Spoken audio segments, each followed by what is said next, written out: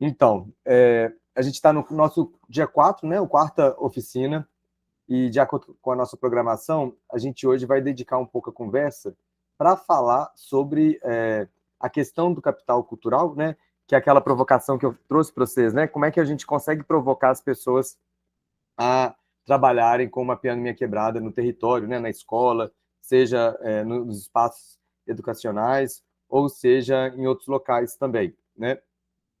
E uma coisa muito importante também, que eu, né, não falo muito nas outras oficinas, mas pela questão do tempo também, mas é que a gente foca muito na questão afetiva, né? Assim, a gente está falando de manifestações socioculturais, a gente está falando de território, a gente está falando de mapeamento, mas a gente também está falando de afetos, a gente está falando de construção de identidade, né?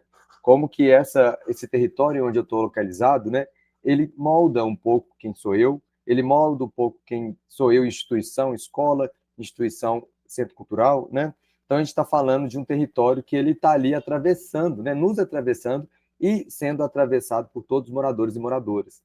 Então a gente precisa falar muito de afeto, né? Então por isso que eu sempre chamo a atenção que uma Mapeando Minha Quebrada, ele está focando também na questão afetuosa, né? Dos sentimentos, das emoções, das memórias afetivas, né? Então eu sempre falo, é um mapeamento sociocultural e afetivo. E eu faço questão de marcar esse afetivo, porque eu acho muito importante a gente trazer afeto para a sala de aula, né?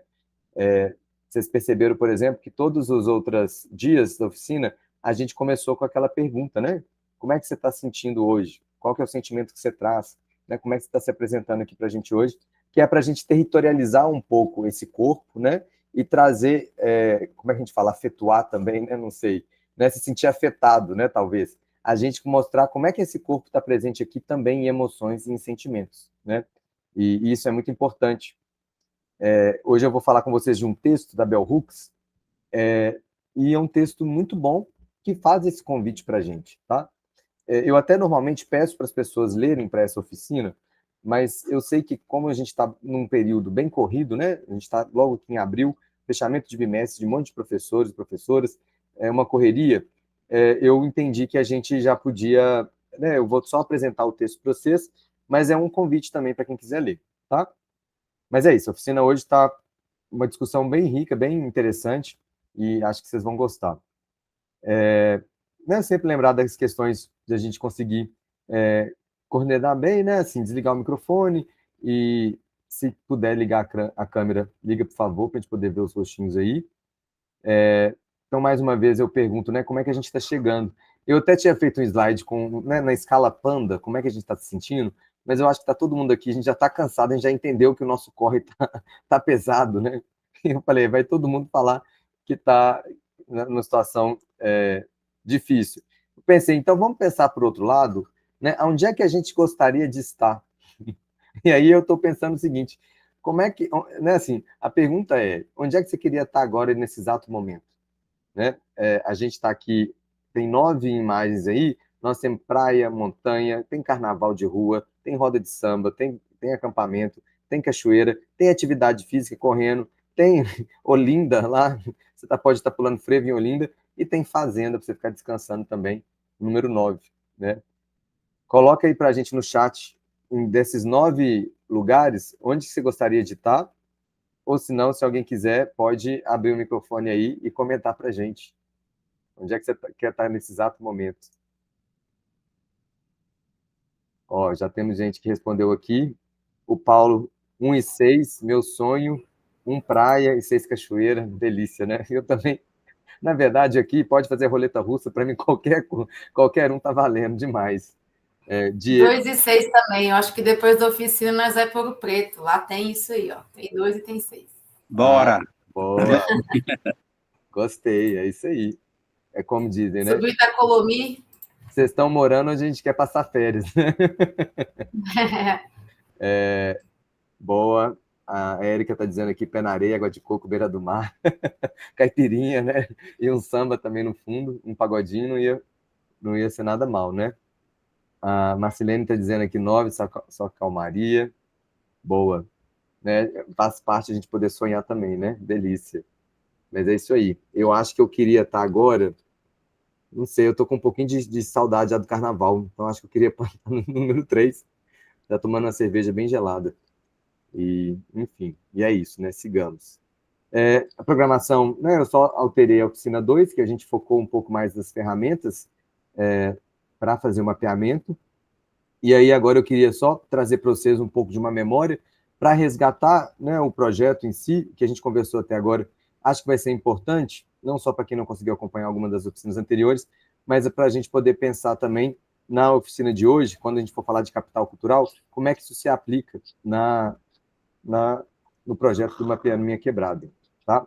Então, a gente contou um pouco da história do Mapeando, ele surge dentro de um espaço escolar, né, dentro do sistema prisional, quando os jovens estudantes estão trazendo ali uma dificuldade muito grande de lidar com a escola, e aí, de repente, o aluno me pede, né, para falar o lugar que eu morava, e ele comenta sobre o lugar, o território que ele mora, eu não conheço, chega em casa, olho no Google Maps, imprimo, levo para ele, e aí ele começa a fazer a viagem dos dedos ali, mostrar para todos os colegas, todos os territórios, e foi ali que surgiu, né? Saiu essa ideia do Mapeando Minha Quebrada, quando eu levo o mapa para todos os alunos, e eles constroem ali para mim um mapa mesmo à mão, a caneta, né? Com a legenda logo atrás do mapa, e vai contando para mim sobre esse território, sobre a história desse território. A gente segue uma metodologia, que é a metodologia das oficinas pedagógicas, que eu vou falar com vocês amanhã. Eu tinha até inicialmente pensado em trazer para quinta-feira, para hoje, mas eu acho que vai ser mais interessante a gente falar amanhã com mais calma, tendo mais tempo, porque amanhã a oficina é bem tranquila, seria mais para a gente falar dos editais de cultura e de como é que o Mapeando, a gente pode levar ele para a nossa escola, a gente vai conversar um pouco sobre isso. E aí hoje, a gente não ficar numa discussão muito corrida, né? A gente falar mais do capital cultural mesmo, tá? Mas então, sexta-feira, a gente vai falar das oficinas pedagógicas, e aí eu já trago para vocês de antemão, tem um texto que ele é muito pequenininho, mas ele é muito bom, ele é excelente. Eu vou compartilhar com vocês, vou mandar tanto por e-mail, colocar no WhatsApp e colocar também na pasta do Drive um artigo que vai falar sobre as oficinas pedagógicas, né? A ideia é que, se você puder ler, seria ótimo para a gente poder conversar sobre ele amanhã, mas mais do que ler para amanhã, né, a ideia é você ter guardado aí com você, quando você precisar falar sobre o Mapeando, quando você pensar em alguma outra proposta para dentro do seu território, você poder utilizar e se embasar, teoricamente, aí nas oficinas pedagógicas. Tá? Então, a gente sempre começa com uma sensibilização, e essa sensibilização ela é muito importante, porque ela vai trazer uma escuta, né, dos atores e atoras, atrizes, enfim, das pessoas que estão participando ali do projeto no território, e aí a gente traz algumas perguntas, que essas perguntas têm como objetivo provocar uma reflexão sobre o que eu conheço do meu território, né? Essa ideia que a gente muitas vezes conhece, eu sei falar muito mais de Brasília, sei falar muito mais de São Paulo, sei falar muito mais do Rio, estudo muito mais a história da Europa do que a história do meu próprio território, né? E lembrando sempre que esse território pode começar até pelo meu nome, né? Saber qual que é a história do meu nome, por que eu me chamo Thales, por que eu estou aqui, né? Então, essa ideia do conhecer a sua própria história, ela é muito importante. O Emicida tem uma música muito boa que ele chama a atenção disso. Não sei exatamente quais são as palavras que ele fala, mas ele fala disso, né? Assim, quando eu não sei da minha própria história, eu acabo acreditando em qualquer coisa que me dizem, né? E é muito importante a gente marcar esse lugar dentro da sala de aula, né? Dentro dos territórios todos, que quem é o outro para dizer para mim que o que eu faço é arte e cultura, né? Quem é esse outro que está dizendo para mim o que eu tenho de valor no meu território, né? É o contrário, é essa pessoa, esse outro que tem que ouvir o que eu estou apresentando, né? Então, essa ideia é muito importante que o Mapeando traz em si, né? Essa potência da gente mapear, da gente conhecer, identificar e valorizar o que está dentro do nosso território. Então, essa cartela do bingo, né? Assim, o bingo da quebrada, ele é muito importante para trazer para a gente um pouco desse guia, dessa discussão, e, inclusive, já vai ajudar a gente a mapear, né? Porque a gente traz perguntas aqui que já estão perguntando, né? Quais são os artistas do seu território? Quais artistas você conhece? Quais artistas você mais gosta? Quais são os grafites? Enfim, né? A gente pode adaptar essa tabela, esse bingo, para várias outras coisas, né? E aí a gente falou um pouco sobre os produtos, trouxe para vocês os mapas, né? Que pode ser impresso ou não precisa ser impresso, pode ser digital, pode ser construído, inclusive, na plataforma do Google Maps, né? Do My Maps. Mostrei para vocês rapidamente. Se alguém precisar de mais ajuda, pode me procurar que eu ajudo vocês a fazer esse mapeamento. Mas a ideia é a gente sempre ter um projeto, um produto muito interessante, né? que esse produto é o que vai dar de retorno, que vai trazer o retorno para o território, para a comunidade, para a escola, né? Para a comunidade escolar. É isso que vai fazer esse convite para não só os alunos e as pessoas engajadas nesse projeto, mas a comunidade como um todo, né? A gente quer levar esse projeto, o objetivo dele não é só que os alunos identifiquem esse processo, mas que esse processo todo ganhe visibilidade, né? Que o território ganhe visibilidade, que o território se inscreva, né, nessa história da comunidade, tá certo? Então, o produto ele é muito importante e ele vai entrar no que a gente vai chamar amanhã de contrapartida, não, desculpa, de compromisso, né? Que também não deixa de ser uma contrapartida, né?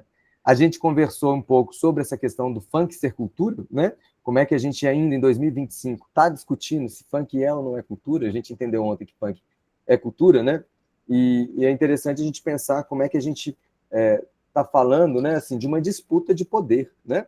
Quando a gente tem essa discussão de que a gente ainda vê pessoas dizendo que não só o funk, né, mas diversas outras manifestações culturais, como o grafite também, né? Eu poderia fazer essa discussão aqui em relação ao grafite, em relação à pichação, né, ao picho.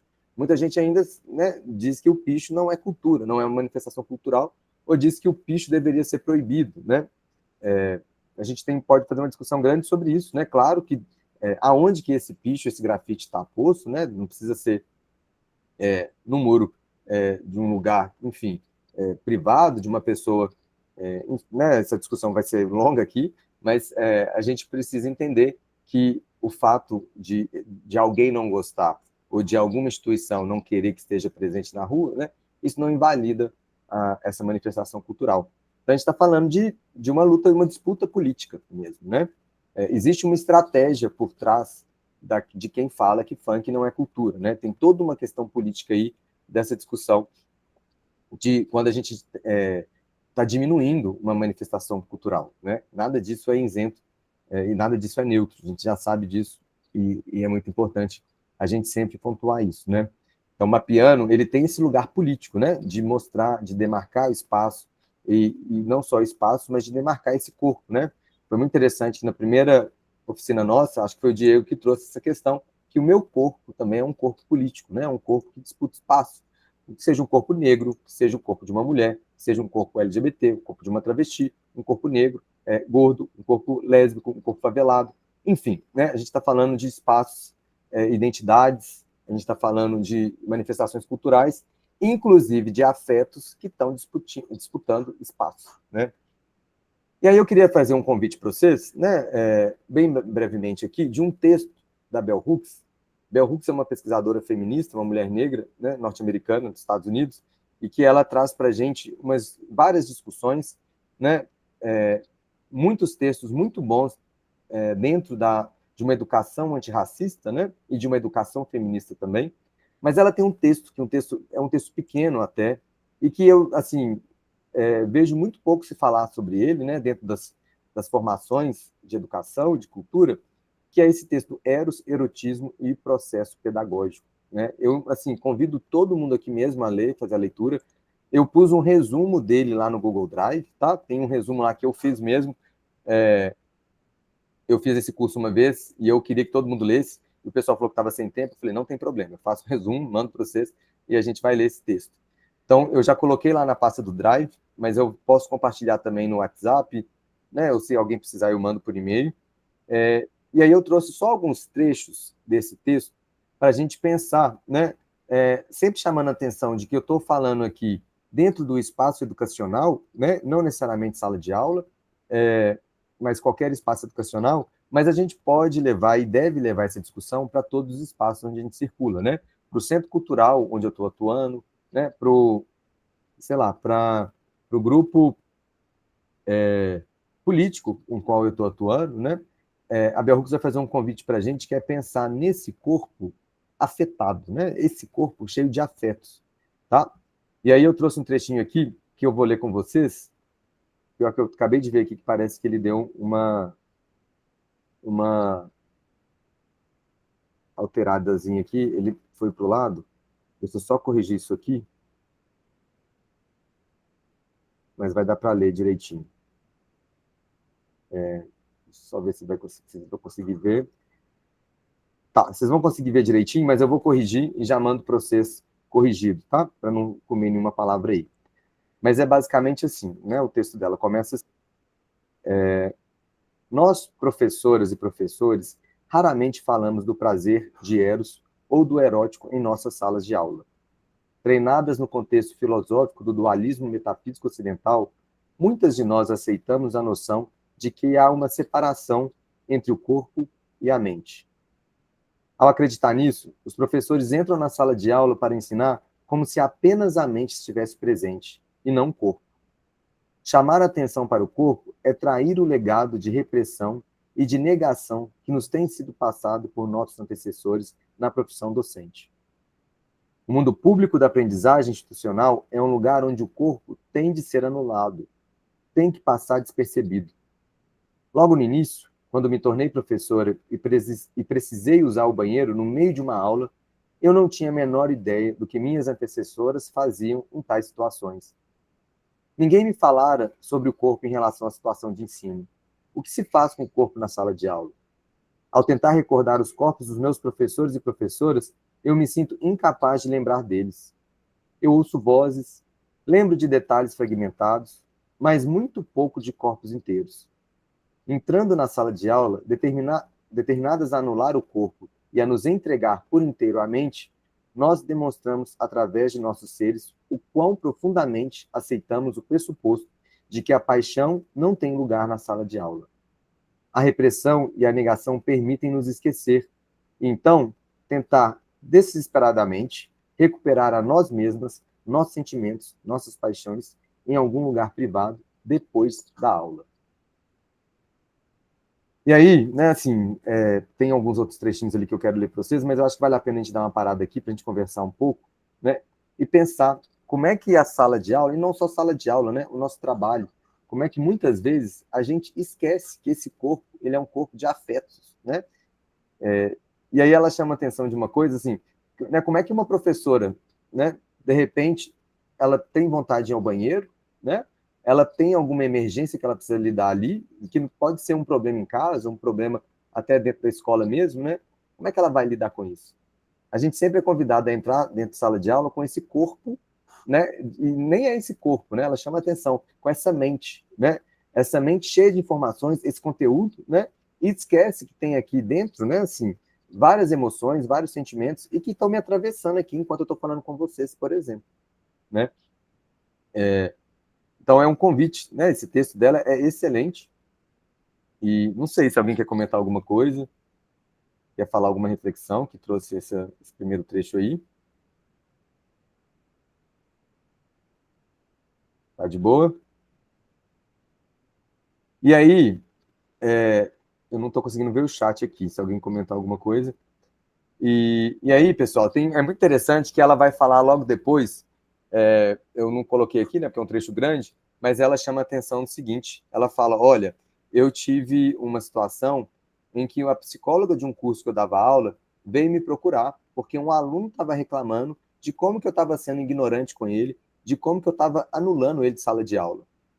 E ela não sabia quem era esse aluno. Quando ela chega em sala de aula e ela vê o aluno que fez a reclamação, ela fala, meu Deus do céu, esse é um aluno que eu estava apaixonada por ele. É um aluno que eu acho ele muito bonito. É um aluno que eu sinto desejo por ele. E o que foi o meu movimento? Eu, nessa ânsia de anular minhas emoções, né? Como se eu não pudesse me apaixonar por um aluno, eu vou fazer o quê? Eu vou anular esse aluno, eu ignoro ele daqui, né? E é muito interessante como é que ela vai discutir isso, né? É um texto que pode ser muito polêmico, dependendo do lugar que você está discutindo sobre ele, né? Essa lógica, as pessoas às vezes têm dificuldade de aceitar, né? Que um professor ou uma professora, ela, claro, dentro da universidade, né? A gente não está falando de aluno menor de idade nem nada, mas ela dentro de um espaço universitário, ela se sentiu atraída por um aluno ali, né? E claro que isso pode acontecer, não tem problema nenhum nisso, no sentido de que a gente somos corpos humanos, né? E a gente está lidando com emoções o tempo todo. Então, assim, é bem interessante esse texto dela. E aí ela segue, né? Um dos princípios centrais da pedagogia crítica feminista tem sido a insistência em não reforçar a divisão mente-corpo. Esta é uma das crenças subjacentes que fez dos estudos da mulher um loco subversivo na academia. Perguntei uma vez aos alunos e alunas, por que você sente que o olhar que eu dirijo a um estudante, em particular, não pode também ser estendido a cada um de vocês? Por que você pensa que não há amor ou carinho suficiente para todo mundo? Para responder essas questões, eles e elas tinham de pensar profundamente sobre a sociedade em que nós vivemos, como somos ensinados a competir uns com os outros, né? Então, esse texto vai fazer esse convite para a gente pensar, né? Assim, como é que o neoliberalismo está trazendo para a gente uma lógica cada vez individualista e cada vez racional e menos afetiva, né? Que a gente já tinha isso, vários outros sociólogos estão chamando a atenção disso, né? Mas é a gente pensar isso na escola, que é um lugar de muito afeto, né? Sala de aula é um lugar de muito afeto. Eu não esqueço uma vez que uma aluna minha, eu estava aplicando prova, uma aluna minha virou para mim e falou assim, professor, faz uma massagem aqui que eu estou tensa. E era uma escola particular, e eu falei, oh, não posso, sinto muito. Ela, como assim, professor? Falei, talvez alguém pode interpretar de uma forma errada, né? E isso me fez pensar muitas coisas, assim, e porque ela olhou para mim e ficou meio chocada, né? Assim, ao mesmo tempo que, professor, o que você está falando faz sentido, mas é isso, que lugar que a gente está, né? Assim, de uma sala de aula, a gente, né? Ter que ter todo um pudor e um cuidado ali com os afetos, né? E que de fato é relevante, né? Mas ao mesmo tempo isso traz para a gente uma nova forma de se relacionar dentro de sala de aula, né? Enfim, né? É esse convite da gente pensar como é que a gente no trabalho a gente sempre tem essa lógica de separar, né? O Thales que está trabalhando, que está dando aula, né? O Thales que está ali na vida pessoal dele, né? Assim, nos afetos, nos amores, né? A gente tende a fazer essa separação e talvez seja importante em alguns momentos, mas a gente acaba esquecendo de trazer de volta esse Thales cheio de afeto, né? Cheio de emoções. De que eu vou ensinar, né? Será que eu vou ensinar só por dinheiro ou eu posso tentar ensinar aquilo que eu gosto, aquilo que eu quero, aquilo que me dá prazer, né?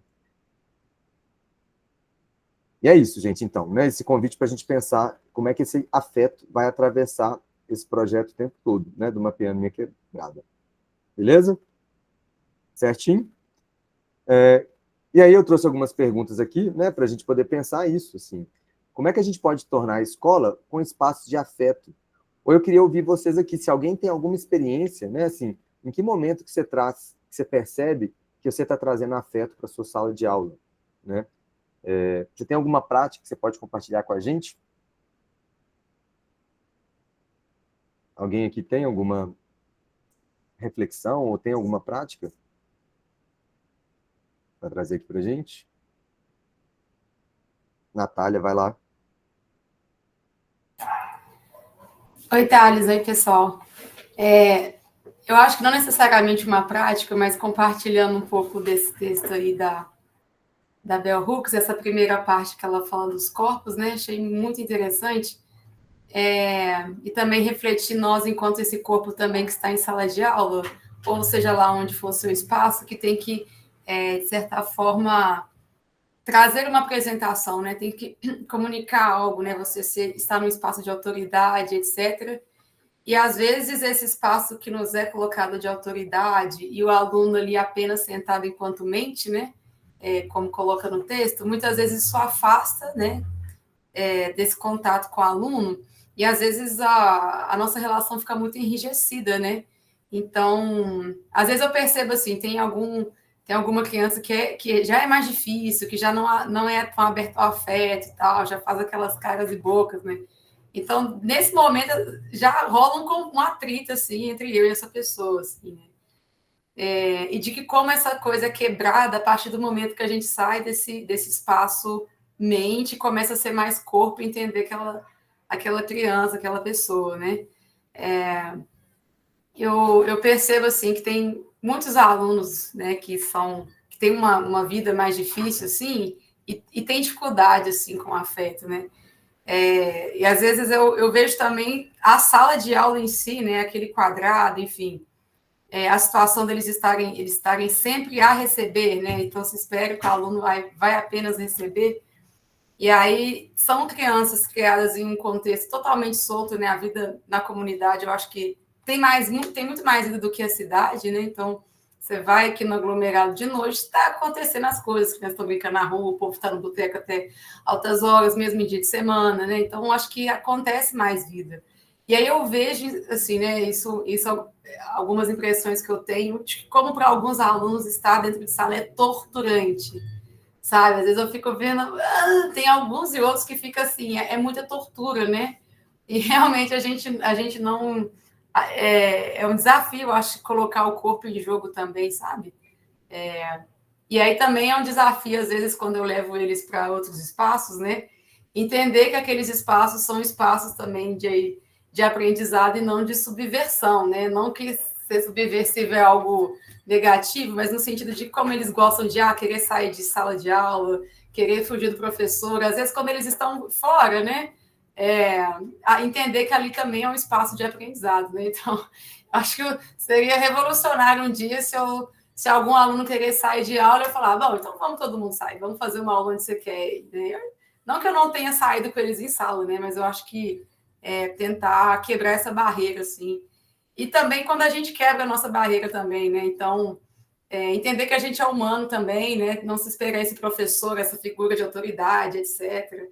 Eu lembro que no carnaval alguns alunos me viram, aí meio que no tom de julgamento, professora, te vi no carnaval. Eu falei, e aí? Você não posso também não, né? Então, pô, quebrar esse gelo, né? Eu acho que quebrar o gelo é importante, assim. Teve um ano passado, na Semana da Criança, eu levei eles para o parque, aí tem uma pista de skate muito boa, né? Aí não deu 3 minutos, o menino já tá tudo enfiado lá em cima da pista, começando a escorregar. E é alto, sabe? Eu tô assim, fazendo esquibunda, sabe? Aí eu tô assim, puta merda, vai dar merda. Aí eu comecei a esgoelar com eles lá. Não deu 2 minutos, eu tava lá descendo o esquibunda com eles. Aí, se alguém perguntasse, quem que é essa professora? Cadê a professora desses meninos? Aí tá lá a professora no esquibunda. Então, assim, foi um sucesso.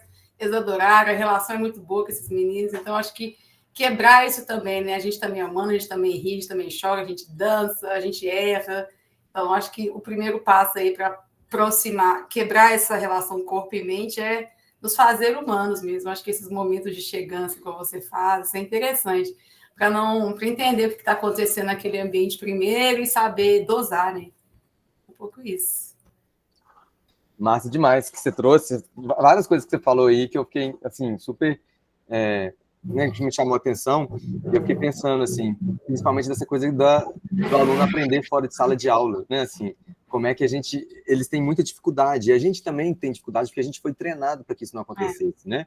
A gente foi treinado para a gente sempre estar ali trabalhando a aula, né, cuspigidos, assim, literalmente, no máximo um data show, um projetor e um videozinho de vez em quando, né, assim. Mas a gente esquece que a gente pode aprender horrores do lado de fora da escola, né, assim, que a gente pode circular pela escola, que a gente pode circular pelo território, pela comunidade, e que a gente vai aprender muito, né, e essa ideia do mapeando, ela é importante para isso também, né, assim, para que a gente inverta esse papel. Quem sabe é o aluno, né, assim, inclusive quando a gente fala de afeto, né, se eu estou falando de emoção, quem sou eu para falar da Natália, como é que a Natália está se sentindo, né? Assim, quem tem esse saber é você que vai fazer isso, né? Acho que esse processo desse empoderamento é importante, né? De trazer visibilidade para aquele saber que é o seu saber. E é isso, você falou de outra coisa também que eu fiquei pensando aqui, como é que eu tenho, mais do que nunca, tido muita dificuldade com os meus alunos de fazer trabalhos em grupo, sabe, assim, de muita gente virar e falar, não, professor, eu quero fazer sozinho, né? Essa coisa da proibição do celular tem sido muito boa, muito importante, porque a gente está vendo uma interação muito melhor, né, e maior entre os estudantes, mas ainda assim eles têm uma dificuldade absurda de convivência, né? E não só eles, né? A gente como sociedade toda, né? A gente tem cada vez tendo vidas mais individuais, né? Mas é isso. Mais alguém quer comentar alguma coisa?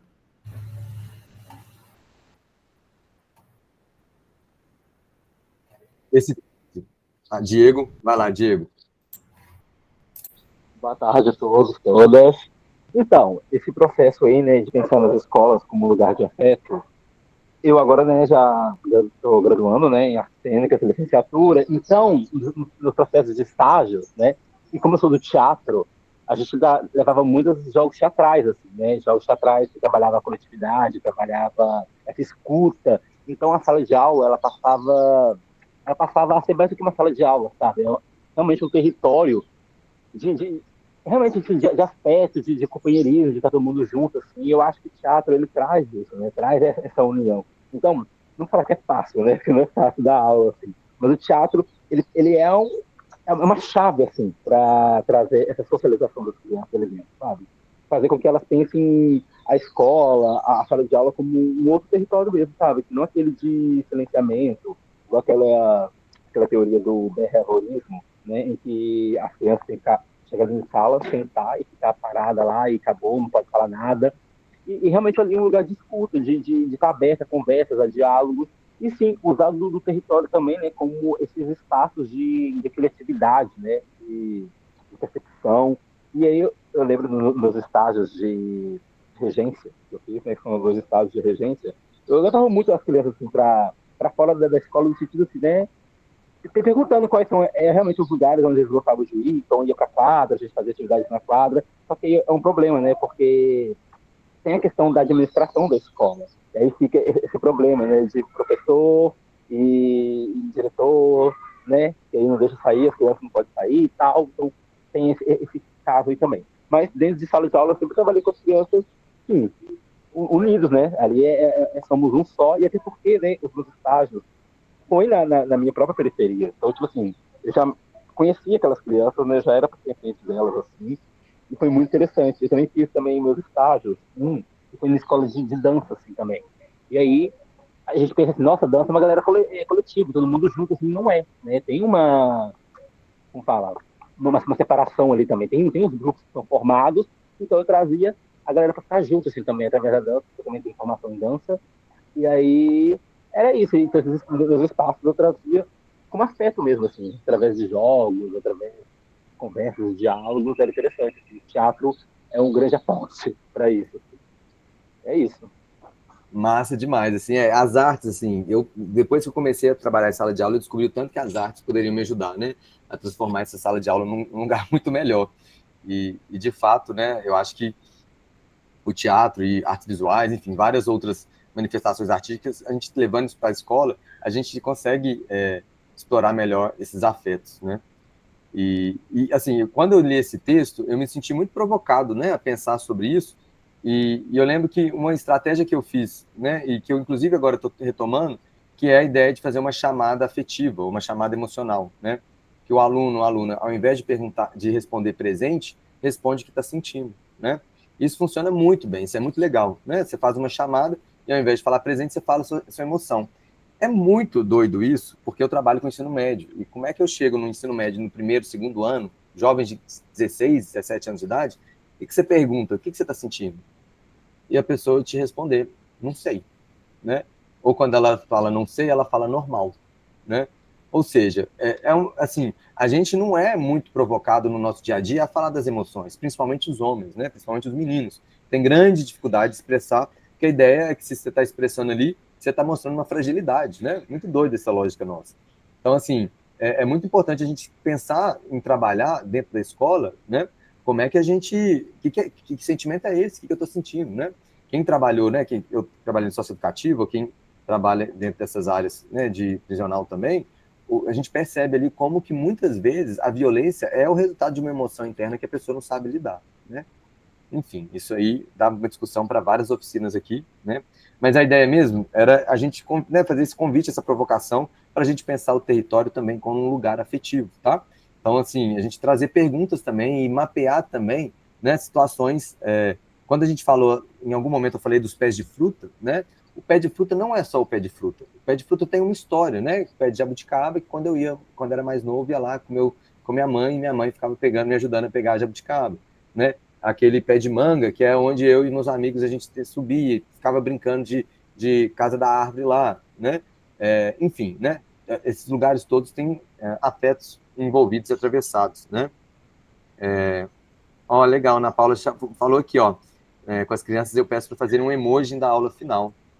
Massa, né? A gente pode simbolizar essa aula ou o que você está sentindo, né? Dentro de um desenho ou de um emoji.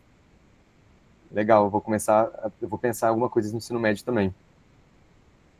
E é isso, gente. Então, eu vou começar agora, né, assim, a falar um pouco sobre um tema que é muito importante para a gente, que é essa ideia, né, do capital cultural, do Pierre Bourdieu, Eu não vou aprofundar muito na teoria aqui, eu até tenho, quem precisar, quem quiser, eu tenho um monte de material que fala sobre isso.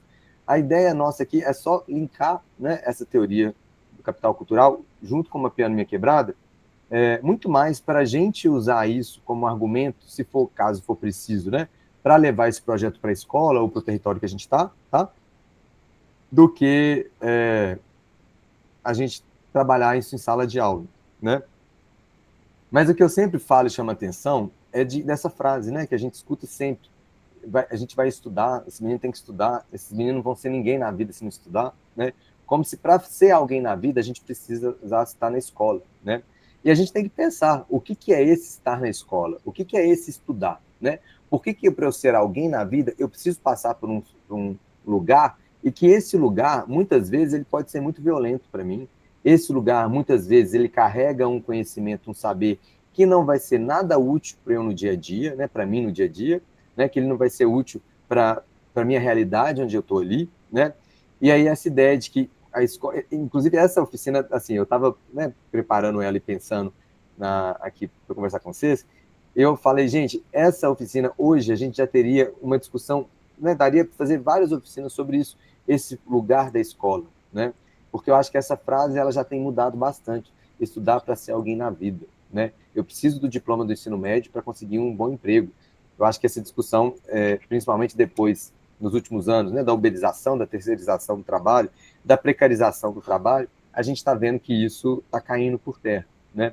Mas é uma ideia de que a escola pública, né, essa lógica de que ela sempre formou presidentes, né, como Dilma Rousseff, governadores, pessoas importantes, né? Então a escola ela atravessa, né, o ser alguém na vida. E aí a gente vai entender que essa escola, ela ultimamente, ela tem passado por diversos desafios que estão dentro de uma lógica de democratização, né? E por essa, não na verdade a democratização, mas a falta, né, da escola em saber lidar com as diferenças, né? A escola, a partir do momento que ela vai abrir o espaço ali para toda e qualquer pessoa entrar, né? Ela precisa se preparar para toda e qualquer pessoa entrar, né? Ela precisa trazer ali um ambiente que seja agradável para todas as pessoas. Ela precisa trazer um material, uma teoria que vai abarcar todas essas pessoas, porque não adianta a gente ficar reproduzindo essa lógica lá de trás, de quando a escola não era democrática, né? Porque de fato a gente vai estar excluindo esse sujeito de dentro da sala de aula, né?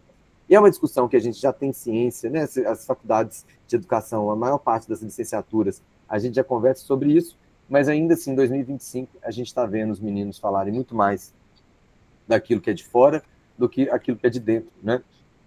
E, claro, isso está pautado naquilo que é cobrado de nós, né? Como é que o capitalismo, que tipo de conhecimento ele está exigindo de nós, né? A gente aprende sobre finanças, sobre investimentos, sobre imposto de renda, né? Mas a gente não aprende sobre as emoções, né? Então, só para, né, pensar um pouco sobre isso, como é que essa escola, a partir do momento, né, que ela se abre para toda e qualquer pessoa, né? E isso porque se torna um direito de toda e qualquer pessoa poder estudar, né? Esse texto aqui, inclusive, vai chamar a atenção, não vou ler ele aqui por causa da questão do tempo mesmo, mas a gente, né, até 1960 e 70, a maior parte das pessoas absoluta que estavam dentro de sala de aula eram pessoas brancas da classe média, né? A gente começa a ter, na década de 80, né, essa ocupação desse espaço com pessoas negras, com mulheres, inclusive, né? A gente sabe muito bem disso, que a escola não era um espaço, a escola, principalmente no Brasil, começa com os jesuítas, né, e um foco específico entre os homens. As universidades são trazidas para cá no início, né, naquela era pombalina, né, ela tem uma lógica muito mais de né, de ofertar uma formação para os homens, para os filhos homens, do que para toda e qualquer pessoa, né? Enfim. Então a ideia é a gente pensar, né, se a escola ela é hoje trazida com esse discurso de que ela vai gerar mobilidade social, a gente sabe que não é, né? Assim, a gente entende que ela pode ser, né? Mas ela não é garantia de que vai gerar mobilidade social, né? E estou chamando de mobilidade social aqui é a possibilidade da gente poder sair, né? De a gente trocar de classe social mesmo, né? A gente conseguir acessar recursos que a gente não consegue acessar hoje. E, enfim, né? E aí tem essa ideia do capital cultural. Tem um vídeo muito bom que eu vou passar para vocês daqui a pouquinho, mas deixa eu só mostrar para vocês uma charge que é muito interessante, né? Que é essa lógica de que as pessoas não estão acessando os mesmos serviços dentro da escola e na sociedade como um todo, né? A gente pode pensar, principalmente a pandemia, eu acho que a pandemia escancarou isso para a gente, né? Como é que a gente tinha alunos, estudantes que conseguiam estar ali em frente ao computador, com vários recursos ali possíveis, né? E não só recursos, que eu estou falando de material, mas recursos também de ter o pai e a mãe presente dentro de casa, sem estar preocupado se o pai e a mãe estão do lado de fora e estão podendo pegar esse vírus ou não, né? Todas essas questões que, durante a pandemia, a gente ficou muito claro para a gente essa desigualdade, né? Quem trabalhou na rede pública viu que a única forma da gente acessar os estudantes era por meio de apostila impressa, né? E, ao mesmo tempo, quando a gente estava falando do ensino particular, os meninos continuaram tendo aula síncrona, né? Que a gente chama essa aula que a gente está tendo aqui, né? Ou seja, a perda foi muito pequena em relação quando a gente fala dos alunos das escolas públicas, né? Tá. Então a ideia era o seguinte: Pierre Bourdieu estava querendo perguntar, né? Assim, se todo mundo está falando que a escola é aquele mola que vai gerar mobilidade social, a pergunta dele é por que ela não está gerando isso, né? Ele começa a reparar ali na França, né, que a escola não está sendo garantia de mobilidade social. E aí ele começa a pesquisar, a entrevistar várias famílias, e ele vai entendendo que a realidade delas é diferente. E aí ele chega a uma conclusão de que é o seguinte: existem formas da gente gerar dinheiro, né? E aí eu estou trazendo uma metáfora aqui, né, a partir desse exemplo da piscina, né? Se a gente aqui hoje está muito calor em Belo Horizonte, né? Como é que a gente faz para acessar uma piscina? Quais são as formas que eu tenho para acessar a piscina? Vamos pensar aí.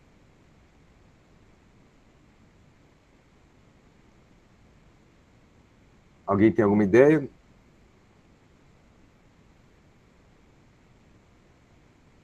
Eu posso ter essa piscina na minha casa, ou seja, eu paguei por ela, gastei, sei lá, meus 10 mil reais para instalar, o Diego colocou aqui, comprando essa piscina, né? Eu não tenho essa piscina, mas eu sou amigo da Natália e a Natália tem essa piscina. Então eu vou ligar para a Natália e falar: Natália, posso ir para sua casa? A gente posso nadar? Né? Ou seja, o fato de eu conhecer alguém que tem piscina, isso me trouxe 10 mil reais. Né? Eu não preciso ter piscina na minha casa, mas eu consigo acessar esse serviço, né? Estou chamando de serviço, mas esse bem, vamos dizer assim, eu acesso esse bem por meio de um contato, né? Ou eu posso, alguém me falou aqui, inclusive hoje, falou: Ouro Preto está cheio de cachoeira, né? Aqui em Belo Horizonte tem alguns lugares, aqui tem cachoeira ali no Parque das Mangabeiras, você pode ir lá nadar, né? Você não precisa ter piscina, você não precisa conhecer alguém que tem piscina, mas você pode ter a informação de algum lugar que você consiga se refrescar, né, como se fosse numa piscina. Na Paula chamou atenção aqui, mas você pode fazer parte de um clube, né? Você pode pagar uma mensalidade ali e acessar essa piscina, né? Ou seja, a gente está falando de que eu acesso esse bem, né, de diversos caminhos, diferentes caminhos, né?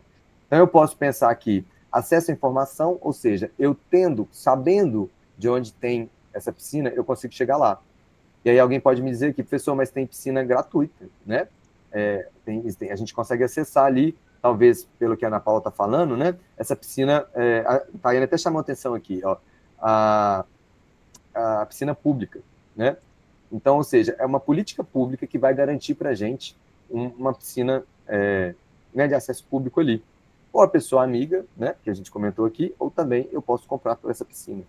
Ou seja, a gente consegue acessar o serviço por meio, né, de várias formas, ou seja, a gente consegue acessar dinheiro, né, de diferentes formas. Então, o capital não é só pelo dinheiro em si. O capital, ele pode ser por meio do que a gente pode falar do quê? O capital cultural. O que seria o capital cultural? Essa informação que vai me gerar dinheiro, né? Ou o capital social. O que é esse capital social? Essa pessoa amiga que vai me gerar dinheiro, né? Ou o capital econômico, que é esse dinheiro que eu vou lá e compro a piscina, tá? Então, olha para você ver que interessante que eu posso acessar, né, esses serviços ou esses bens sem necessariamente eu ter dinheiro. E aí o Bourdieu começa a sacar que as escolas, o que elas estão fazendo é que muitos estudantes, eles acessam o conhecimento, né, de outras formas que não dentro da sala de aula. Então, se eu tenho uma mãe que fala francês e que pode me ensinar francês, né, isso é muito importante e útil para mim.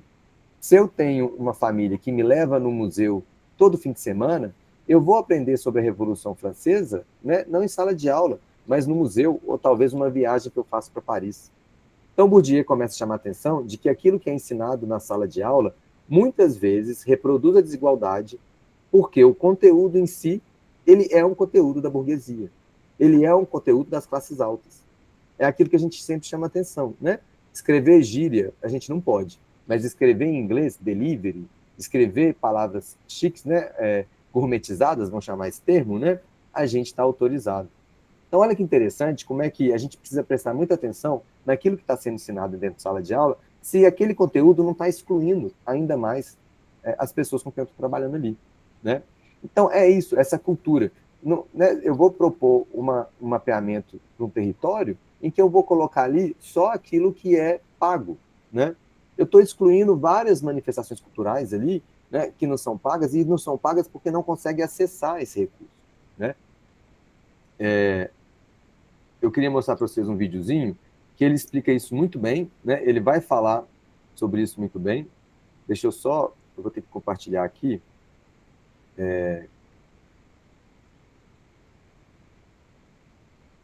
Pronto, acho que vocês estão vendo aí, né? Vou play aqui. Se não estiver saindo no áudio, vocês me chamam a atenção, por favor. A escola é o lugar onde o conhecimento é transmitido de forma democrática, igualmente para todos os alunos. Aparentemente.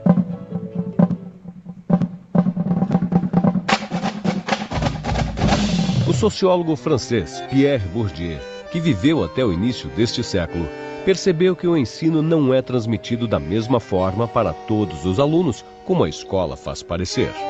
Segundo ele, alunos pertencentes às classes sociais mais favorecidas trazem de berço uma herança que ele chamou de capital cultural, ou seja, capital de cultura. Meu pai adora eletrônica, minha mãe já é clássica. Gosto bastante de eletrônica, funk, rap, rock, pop. Antigamente, quando eu era pequena, eu achava isso uma bobagem. Que assim, era música antiga, tudo tal, eu não gostava, né? Só que aí, ela colocava tanto pra mim ouvir que eu me acostumei. Ela já me levou no Museu da Língua, aí meu pai também já me levou pra passear, assim. Eu e a minha mãe, nós só foi no Parque Vila Lobos, só nesse. Eu já fui com meu pai na Pinacoteca ver uma exposição sobre coisas do Japão. A cultura são os valores e significados que orientam e dão personalidade a um grupo social. Já a capital cultural é uma metáfora criada por Bourdieu para explicar como a cultura, em uma sociedade dividida em classes, se transforma numa espécie de moeda que as classes dominantes utilizam para acentuar as diferenças. A cultura se transforma em instrumento de dominação. Além disso, a classe dominante impõe às classes dominadas sua própria cultura, dando-lhe um valor incontestável, fazendo com que seja a cultura boa. Bourdieu percebeu essa dinâmica e a batizou de arbitrário cultural dominante. O arbitrário cultural dominante nada mais é do que uma cultura se impor sobre outra.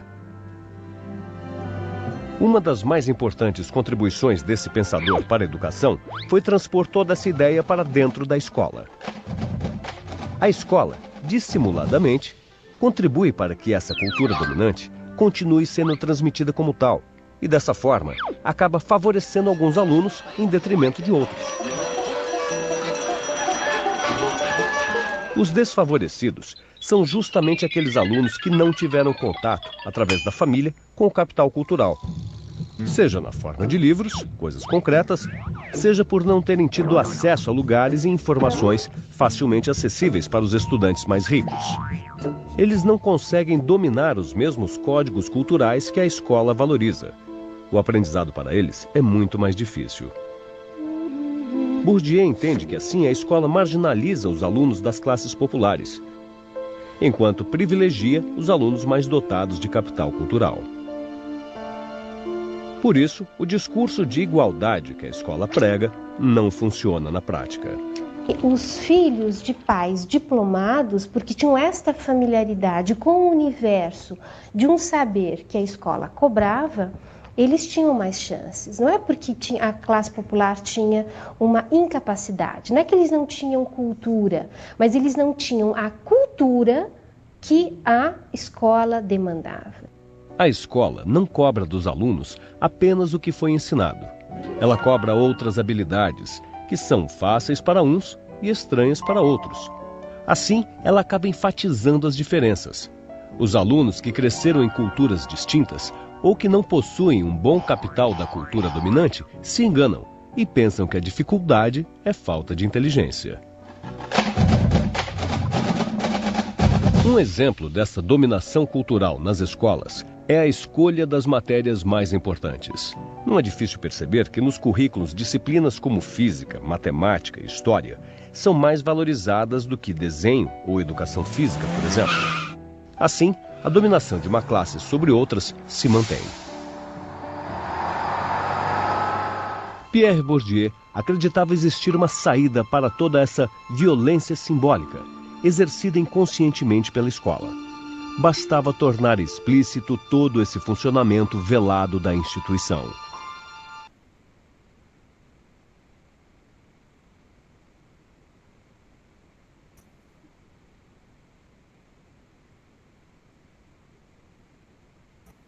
É bem forte, né? A gente pensar sobre isso e entender como é que a escola tem funcionado, a gente começa a sacar que a gente está reproduzindo uma lógica. A gente, que eu digo assim, né? Não nós aqui, mas de alguma forma os currículos, né, têm reproduzido essa desigualdade, né? E por outro lado, eu queria...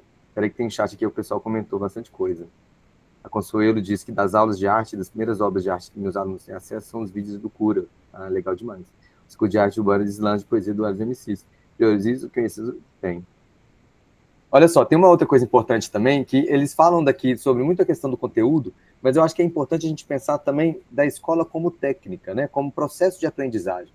A escola reproduz muito que para eu aprender, eu preciso sentar a bunda na cadeira, pegar um livro e ler, ou eu preciso sentar em frente ao computador e assistir as melhores aulas com os melhores professores, né? Sendo que o processo de aprendizagem, ele pode se dar no dia a dia, né?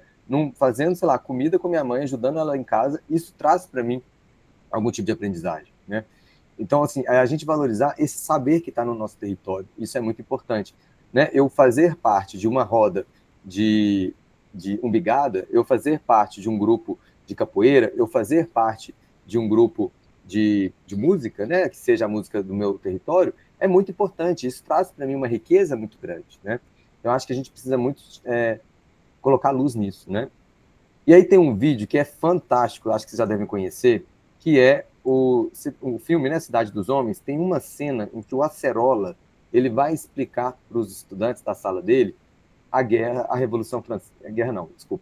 A guerra de Napoleão Bonaparte, né? Já esqueci como é que chama essa guerra, mas enfim. A ideia é o quê? Né, deixa eu passar aqui para vocês, que vocês vão ver que é fantástico. Da Europa do século XIX. A independência brasileira está diretamente ligada aos acontecimentos da Europa do século XIX. Napoleão queria conquistar a Inglaterra. Professora, o que é X? Não é X, gente. Vocês estudaram isso na aula passada. É 19, algarismo romanos. Napoleão atacou a Inglaterra pelo mar, mas perdeu na Batalha de Trafalgar de 1805. Morreram os quantos, professor? Quantos morreram não interessa. Vamos continuar a aula. Ele percebeu... Oi. O que tem a ver os romanos com isso aí? Não tem romano nenhum. Ele percebeu que era muito difícil conquistar a Inglaterra, que é uma ilha. Napoleão era romano, não era? Não, Napoleão era francês. Ele conquistou quase toda a Europa, menos a Inglaterra e a Rússia. Troca. Que armas eles tinham, professor? Deixa eu terminar a aula, querido.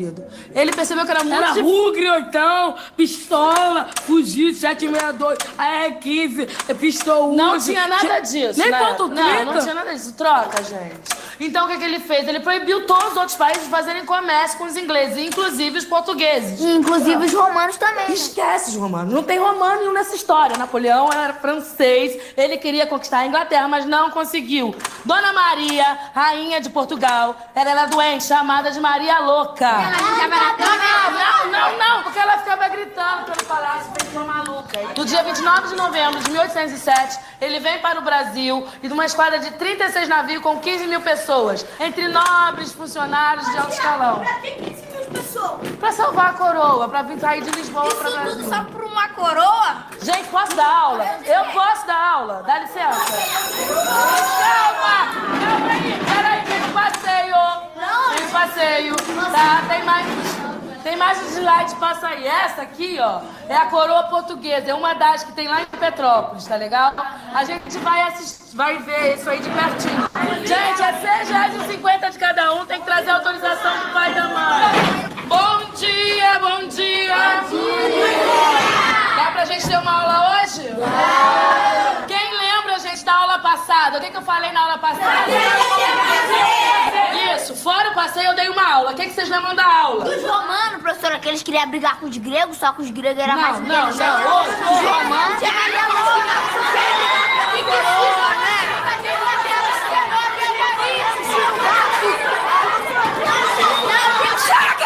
Chega! Gente, não vai ter mais passeio nenhum. Vocês não sabem nada. Pra que vamos pro passeio?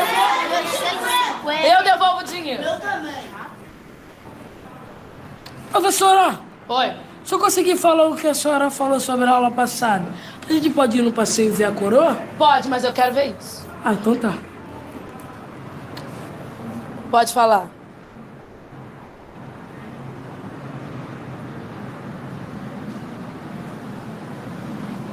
É o seguinte, esse aqui é o Morro Francês, onde um maluco chamado Napoleão mandava, era o dono. E ele mudou o jeito dele de mandar. Esse aqui é o Morro Vizinho. E ele queria que o Morro Vizinho fosse da mesma maneira que o Morro dele. Antes disso, a parada era dos ingleses, que vendia bagulho para todas as regiões. Mas Napoleão vencia pouquinho a pouquinho e impediu os morros de comprar bagulho da Inglaterra. Os ingleses ficaram boladão e deram couro nesse filho da puta na Batalha de Trafalgar. Primeiro, ele invadiu o Morro dos Espanhóis e fechou a boca dos ingleses que ele tinha lá. E depois caiu matando o Morro do Alemão. Assim que ele dominava o morro, ele dava pro chegado dele tomar conta. Porque era muita boca pra ele tomar conta. Aí o Zé Bunda foi querer invadir essa parte que era lá, os soldados dele acabaram dançando. Aí ele tava quase invadindo o Morro de Portugal. E Portugal, o jeito dela era fugir. Pra onde? Pra aqui, professora, pro Morro da América, que também era dele. Mas pra quê? Porque a Inglaterra queria salvar aqui, porque aqui é o comércio grande, aqui o continente é maior. Aí o jeito era os portugueses pedir ajuda para os ingleses. Pra quê? Ué, pra salvar a coroa deles. Salvar a coroa? Como que eles fizeram pra salvar a coroa? Ah, parceiro, aí eu já não lembro mais não. Deixa que daqui eu continuo. Tá. Valeu, professor.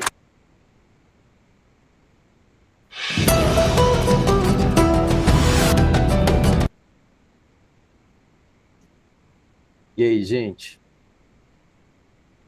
Muito massa, né? Eu acho que, assim, tem várias coisas importantes aqui nesse videozinho, né? Esse aqui é uma aula, acho que todo professor e toda professora tinha que assistir, que é isso. Quando a gente está falando de Pierre Bourdieu, a gente tem aqui, né, Paulo Freire no Brasil, que já está chamando a atenção disso há muito tempo, né? Da importância da alfabetização pela linguagem, pelas palavras que as pessoas usam no dia a dia, né? É basicamente isso.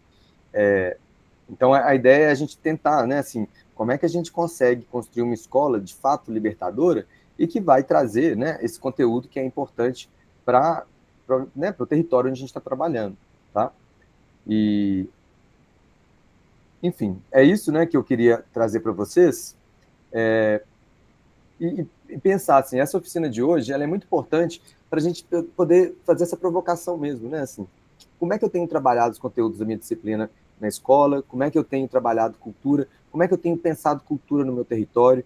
Quando eu falo de mapear, de mapeamento, né, o que de fato eu estou querendo mapear, para quem que eu estou querendo mapear, né? Então, acho que todas essas reflexões, elas são importantes, porque elas vão atravessar o projeto de alguma forma, né?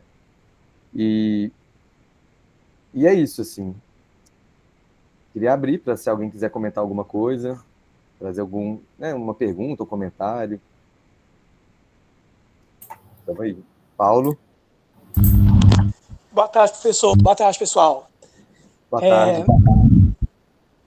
Ô, Thales, você passando esse vídeo, acho que é a 5ª vez que eu assisto, mas hoje deu para ver deu para ter uma outra noção, sabe? Assim, eu sou professor já tem 22 anos, né, assim, de educação, né, aqui em Sete Lagoas e Prudente Moraes, perto de BH, e eu estou fazendo mestrado aqui na UENG de educação. E eu e o meu ramo de pesquisa, a área de pesquisa que eu quero entrevistar alguns professores, eu quero analisar as práticas dos professores, mas sob o prisma de uma teoria chamada ensino culturalmente relevante, que foi criada pela professora Gloria Ledson Billings, né, lá nos Estados Unidos, onde que ela investigava as práticas pedagógicas de alguns professores que obtinham sucesso com alunos afro-americanos. E eu fui conhecer essa teoria no passado, quando eu comecei a cursar, né, que eu quero pesquisar as relações étnico-raciais. E lendo essa teoria dela,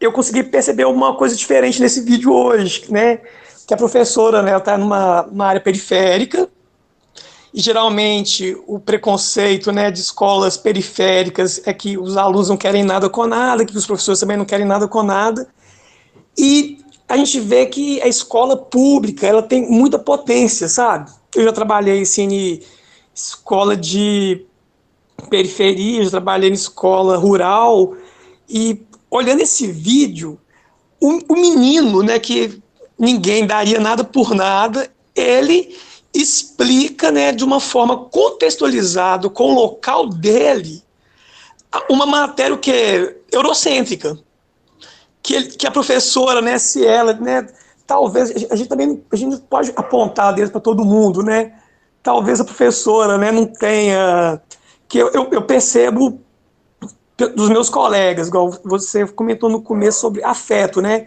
eu sempre me dei muito bem com os meus alunos por causa dessa questão do afeto, de estar perto. Eu sempre sofri muito isso, pela direção, perseguir, você não pode fazer isso, mas eu percebi que eu conseguia trazer os meninos, a aula podia ser a mais chata, mas eu conseguia, sabe, fazer com que a gente estivesse junto.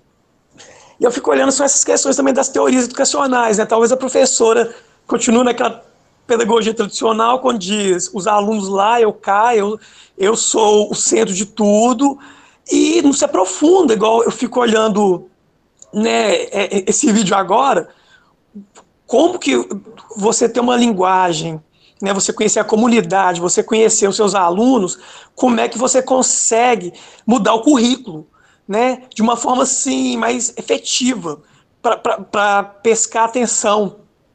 E, né, e estudando essa teoria que, né, que eu vou começar a pesquisar, eu descobri outras, né, assim, teorias que eu falo que são insurgentes, né, igual a teoria da pluriversalidade acho que é do Nogueira, Renato Nogueira, que é muito bacana, que vai pegar essas questões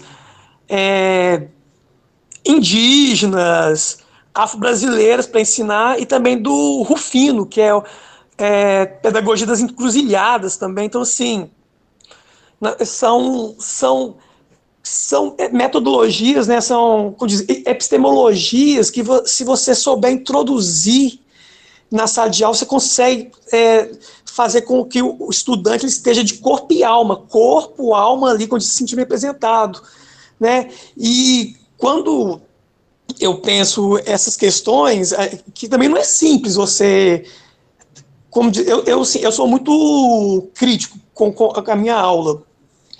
Quando eu percebo que os alunos estão assim, bocejando muito, eu já começo a pensar na hora mesmo, ou dou um grito, bato palmo para eles voltar, para eles poderem, assim, eu sempre gosto de procurar fazer a aula ficar chamativa para eles, que a gente precisa deles. E pensando nessas questões aí, também a gente tem as possibilidades, né, e também tem os desafios. Que não significa que se você for mudar a sua metodologia, que você vai atingir todo mundo, não.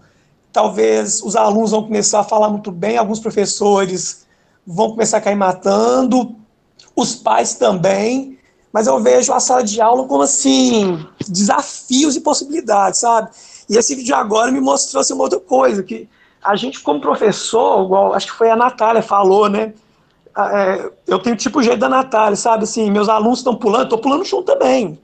Eu eu sou pior do que os meninos. Então, assim, a gente, lógico, a gente tem aquela questão da autoridade, né? A gente tem que criar relações de afeto, também relações de respeito. Eu sempre falo com eles, ó, gente, isso aqui é bacana, isso aqui não. Então, vamos estabelecer limite. Tanto que eu consigo fazer viagem com eles, não tenho trabalho nenhum. Porque, igual a Natália falou aí, como são meninos também que eu dou aula de periferia, a maioria nunca viajou para fora de Sete Lagoas ou para o Dente. E quando a gente sai com eles, parece que assim, é a galinha e os pintinhos perto. Eu falo até com a gente, pode dar um rolê seus aí. Não, que com você é melhor, né? Que você... Então, assim, é muito bacana, sabe? Então, assim, esse vídeo agora me deu uma outra perspectiva muito bacana. E esse curso, que é a segunda vez que eu faço esse curso com você, Thales, e assim, as suas aulas são muito bacanas, cara. Você tá de parabéns, mano, muito bom. Oh, obrigado demais, Paulo. Mas é isso, né? Assim, isso é construção que a gente está aqui em conjunto. E eu até notei aqui umas coisas que você falou que eu achei importante, que essa minha formação, né? Eu sempre busquei estar em coletivos, em grupos, né? Assim, principalmente movimentos sociais, porque infelizmente a universidade não tem me trazido, né? Assim, nos últimos, sei lá, desde quando eu me formei, que foi lá em 2010, né? Aquela época a gente não tinha quase nenhum tipo de pedagogia que fugisse das tradicionais, né? Assim, então a gente tinha, de vez em quando falava um pouco de Paulo Freire, mas era muito pouco aplicado mesmo dentro da sala de aula, né? A gente sabia a teoria, mas não sabia como é que se dava isso na prática, né? Então por isso que eu acho importante a gente fazer formações assim, exatamente para a gente poder se enriquecer. E aí é isso, assim, né? Várias formações que eu fiz que foram trazendo para mim ferramentas e que eu acho que a gente precisa compartilhar isso, né? Você falou dessa questão da dificuldade da professora, né? Assim, do currículo está enrijecido, né? Da gente, de fato, não ter essas ferramentas dentro da faculdade, dentro da nossa formação. E aí eu sempre chamo a atenção, a gente aprende a ser professor e professora desde o momento que a gente entra em sala de aula e a gente é estudante, né? A gente é aluno ali, sei lá, 12, 13, 14 anos da nossa vida, e a gente está vendo ali, a gente está aprendendo o tempo todo qual é a forma melhor de dar aula e qual que é a forma pior. Só que a gente é de uma geração, de uma lógica, que os professores e professoras tinham muito pouca ferramenta, né, assim, para inovar, para pensar essa decolonialidade, para pensar essas outras teorias. Agora que a gente está tendo esse boom, eu acho que a gente precisa explorar isso muito, né? E, Natália? O Paulo vai ter que me ensinar aí como é que ele sai com os meninos e fica tudo de boa. Os anos de experiência dele vai me ajudar, porque, nossa senhora, vai me dar vontade de sair correndo. Mas também os comentários vai de encontro que já foi dito, né?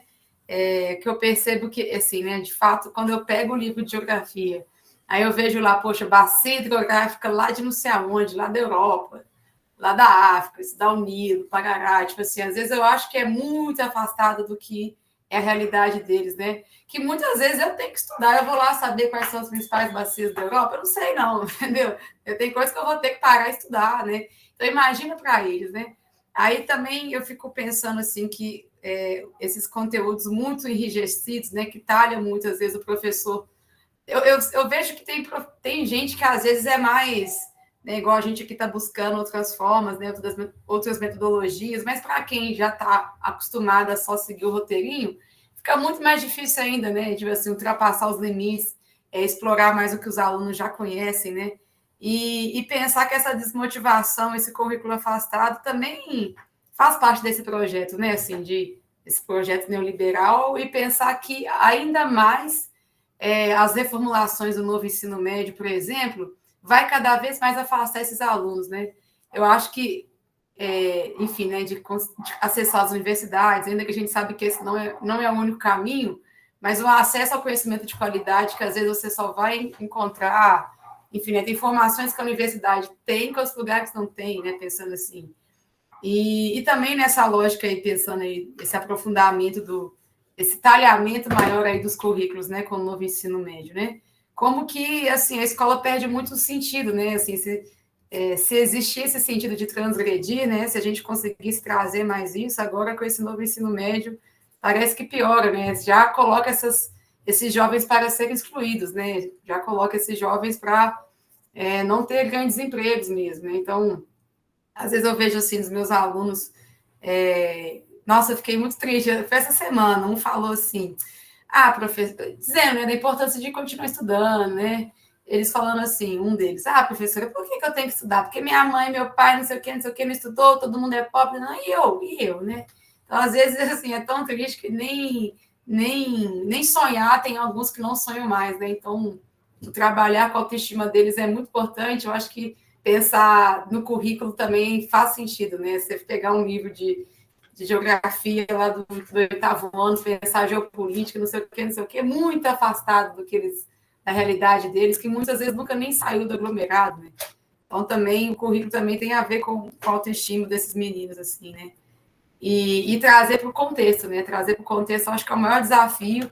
E aí também pensar que não nos é dado essas ferramentas, né? Então, o professor tem que buscar muito, assim, os que querem, né? Os que têm essa sensibilidade, né? De como que a gente também tem que lutar muito contra a corrente, né? Já, além de tudo das más condições que a gente tem também de trabalho, né?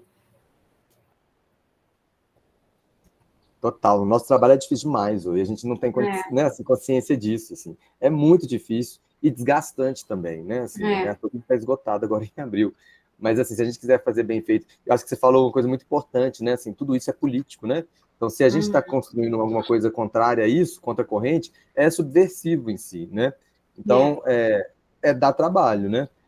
Mas eu acho que é isso, assim. Por isso que eu acho que a gente tem que compartilhar mesmo tudo que é bom, tudo que a gente for vendo de legal, a gente vai compartilhando no grupo, a gente deixa esse grupo do WhatsApp lá também, quando a gente precisar compartilhar alguma coisa, porque a gente vai construindo uma rede, né, assim. Enfim, gente, eu acho que é isso, né, assim, essa conversa nossa hoje é para a gente provocar mesmo, né, assim, a gente sair daqui pensando muito na nossa prática, e esse convite, né, vamos pensar, será que o Mapeando, ou pelo menos alguns elementos, ferramentas do Mapeando não dá para a gente levar para a sala de aula e conseguir subverter, né, assim, e, enfim, construir uma outra forma de dar aula. É isso. Amanhã a gente vai falar um pouco sobre as oficinas pedagógicas, né, a metodologia. Amanhã a aula vai ser um pouco teórica também, mas eu acho que vai ser importante, né, mais uma vez, para poder trazer essas ferramentas para a gente mesmo, né, embasar a gente teoricamente dentro dessa lógica